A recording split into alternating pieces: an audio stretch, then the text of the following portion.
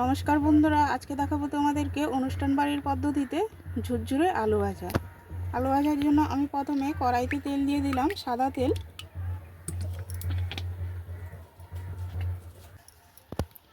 আমি ওভেনটাকে একদম স্লো করে দিয়েছি। এখানে আমি এই গ্রেটার দিয়ে আলুটাকে গ্রেট করে তেলে ছেড়ে দেবো।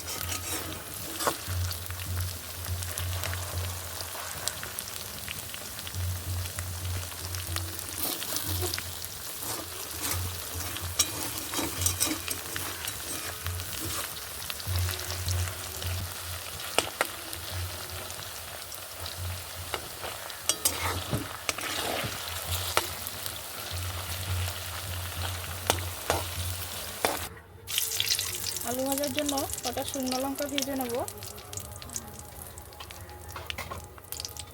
আর দিয়ে দেবো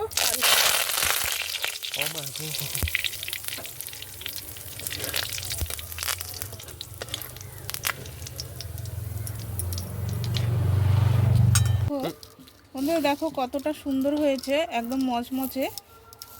দেখো, সঙ্গে কারি পাতা, শুকনো লঙ্কা, উপর থেকে দিয়ে দেবো চাট মশলা আর ঝুরি ভাজা। এই হচ্ছে আজকে ঝুরঝুরে আলু ভাজা অনুষ্ঠান বাড়ির পদ্ধতিতে। কেমন হয়েছে বন্ধুরা কমেন্টে জানাবে। সবাইকে টাটা, বাই বাই।